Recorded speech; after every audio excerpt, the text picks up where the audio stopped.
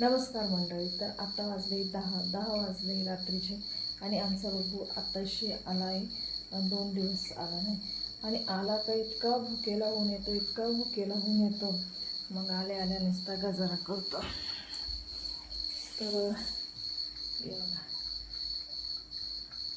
आल्या तर म्हणे मला आधी दूधच दे. म्याव म्याव.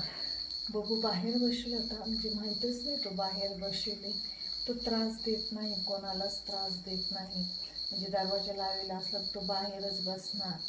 आणि आता केव्हांचा येऊन बसला होता आणि केव्हांचा नाही हे तर काही माहीत नाही. पण आता मी म्हटलं चला दरवाजा लावा.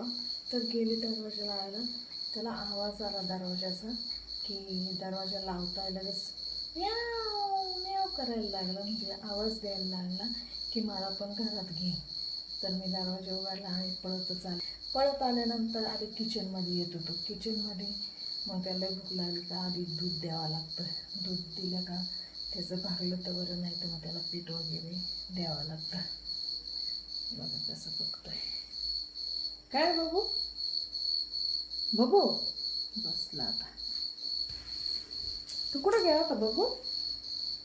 काय बघू म्हणजे बब्बू कुला गेला होता ग? म्हणजे बब्बू कुठं गेला दादू? हे दादू कुठं गेला होता? एवढा भुक्याला ऊन येतो तेव्हा घरी येतो का रे? असं नाही येता येत का दररोज तुला? कुठं जातो तू गावाला? हा, मला भूक लागली का मग इथं येऊन गजारा करतो, मला खायलाच द्या. ए बाबू, नाही थकलं ग माझं वासरू. थकून भागून येतात इथं आराम करायला, है ना बाबू? लय गोडाचं बाळ हे. लय कुठं गेला दादू? हे दादू दादू लय हुशार दादू आहे आमचा.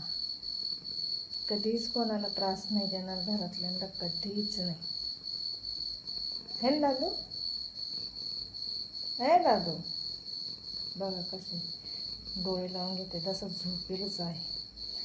दूध प्यायला प्यायला तुला झोप लागली का रे? काय ढमू. आता लगेच थोड्या वेळाने म्हणून मला बाहेर सोडा. हां, हे धमू बाबा ना, गोडाचं धमू बाबा आहे आमच्या.